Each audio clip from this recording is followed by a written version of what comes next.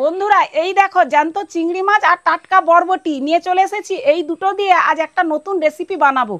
এই রেসিপিটা বানালে যারা বরবটি পছন্দ করে না তারা কিন্তু বরবটিটা খেতে চাইবে।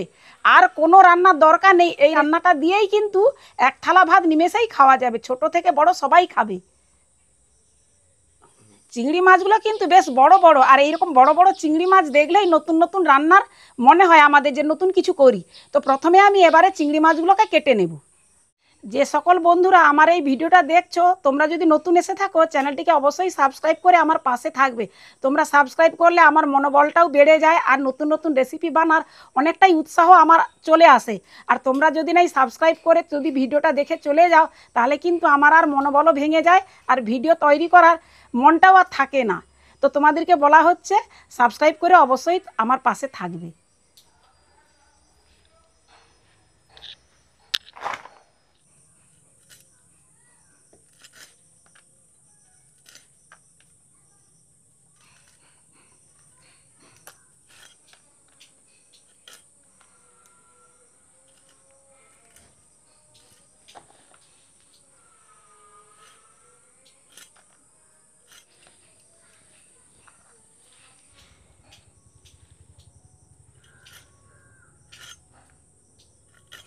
বন্ধুরা এই চিংড়ি মাছের ওপরে একটা কালো একটা আস্তরণ থাকে, সেইটাকে টেনে তুলে ফেলে দিতে হয়। ওইটা খারাপ জিনিস, ওইটার মধ্যেই এদের আবর্জনা থাকে। আর চিংড়ি মাছের মাথার খোলাটা ছাড়াই না, এটা ভাজার পরে ছাড়িয়ে নেব। তার আগে ছাড়িয়ে দিলে কি হয়, ঘিগুলো সব ধুতে গেলে পালিয়ে যাবে বা কড়ার মধ্যে চিটিয়ে যাবে।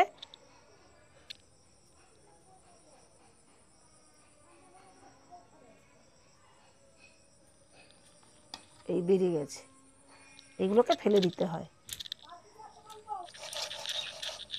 মাছগুলো কাটা হয়ে গেছে, এবারে মাছগুলোকে ভালো করে ধুয়ে নেব।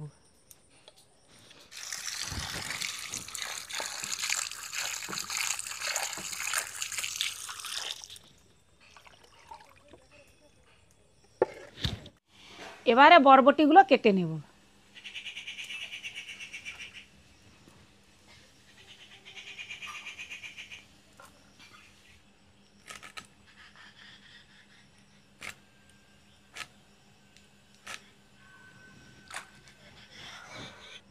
বন্ধুরা আজকালকার ছেলেমেয়েরা কেউ সবজি খেতে চায় না, আর এই বরবটি রান্না করলে তো পাতেই পড়ে থাকে। কিন্তু যদি এরকম বরবটিকে একটু পাল্টে রান্না করে দেওয়া হয় নতুনভাবে, তাহলে কিন্তু তারা বুঝতেও পারবে না, ভালোই চেটেপুটে খেয়ে নেবে। সেই রকমই আজকে একটা রান্না করব, তোমাদের খুব ভালো লাগবে, আর তোমরা প্রথম থেকে শেষ পর্যন্ত অবশ্যই ভিডিওটা দেখবে।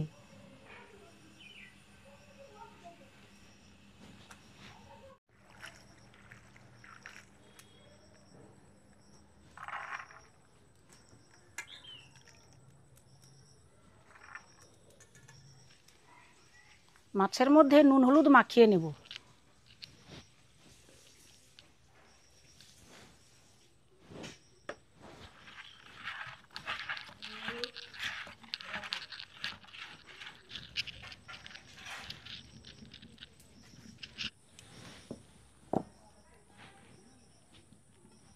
শুকনো কড়াইয়ে চীনা বাদামগুলো ভেজে নেব।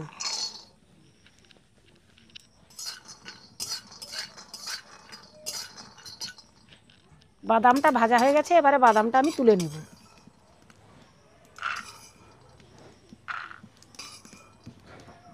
বাদামটা ঠান্ডা হোক, ঠান্ডা হয়ে গেলে এর খোলাটা আমি ছাড়িয়ে নেব। এবারে দেব খুব অল্প পরিমাণ সরিষার তেল। এই তেলের মধ্যে দিয়ে দিব কয়েক কোয়া রসুন। রসুনটা ভেজে নেব।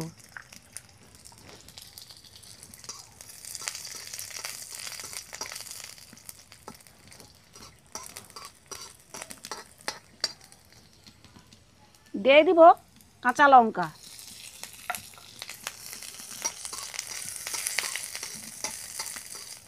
এবারে রসুন আর কাঁচা লঙ্কাটা তুলে নেব।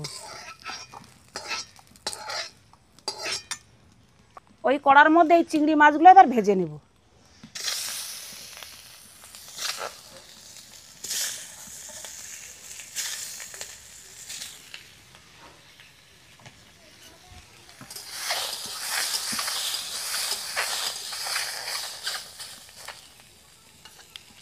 আবারও অল্প পরিমাণ তেল দিয়ে দেব।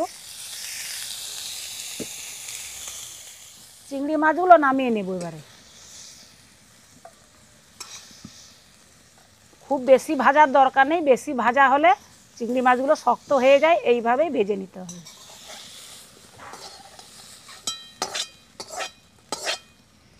এবারে এর মধ্যে একটু তেল দিয়ে দেব। এর মধ্যে বরবটিগুলো একটু ভেজে নেব।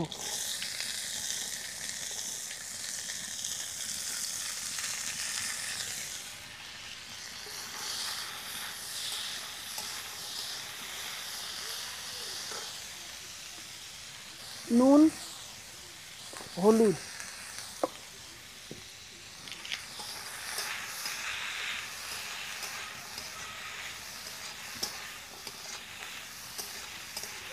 বাদামগুলো ঠান্ডা হয়ে গেছে, এবারে বাদামগুলো হাতে ঘষে এর ওপরের খোসা ছাড়িয়ে নেব।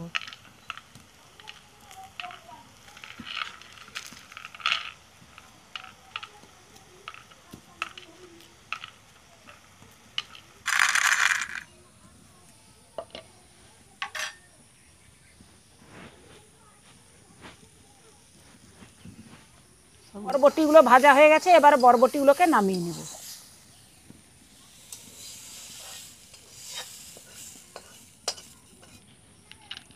এবারে চিংড়ি মাছের মাথার খোলাটা ছাড়িয়ে নেব।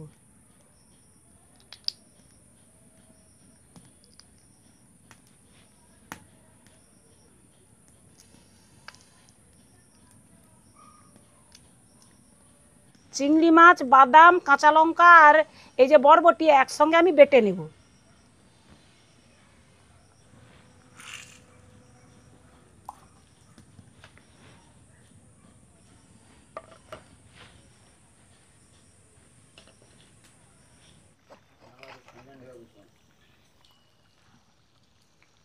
বরবটিটা বাটা হয়ে গেছে, এবারে কড়ার মধ্যে দিয়ে দিব অল্প পরিমাণ তেল,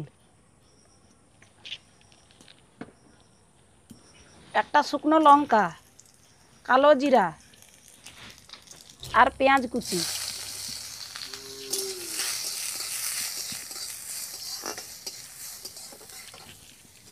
পেঁয়াজটা ভাজা হয়ে গেছে, এবারে দিয়ে দেবো এই বরবটি বাটা।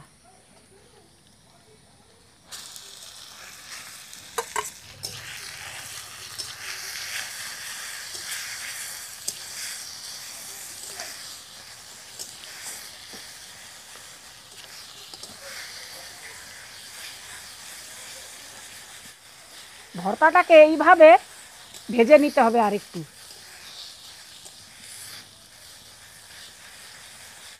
ভর্তাটা আমার হয়ে গেছে, এবারে আমি নামিয়ে নেব।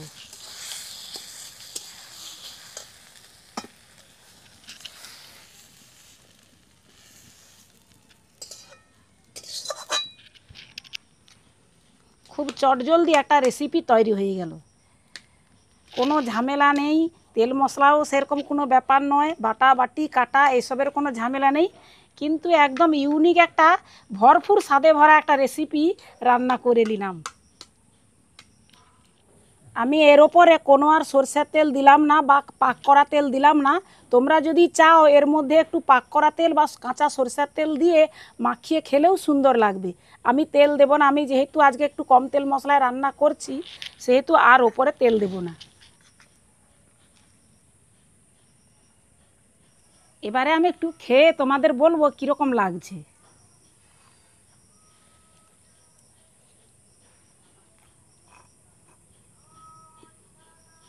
এই বরবটি আর চিংড়ি মাছের ভর্তাটা একদম দুর্দান্ত স্বাদ লাগছে।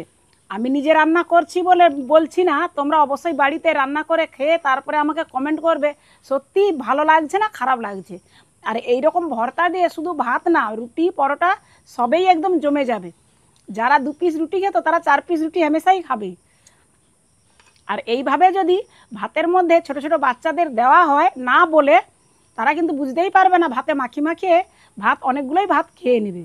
তো আমার এই বরবটির ভর্তা রেসিপিটা কেমন লাগলো তোমরা অবশ্যই কমেন্ট করে জানাবে, আর ভালো লাগলে লাইক শেয়ার করে দেবে বন্ধুরা। তো তোমাদের সঙ্গে দেখা হচ্ছে আবারও একটি নতুন রান্না নিয়ে। ততক্ষণে তোমরা ভালো থাকো, সুস্থ থাকো, টাটা।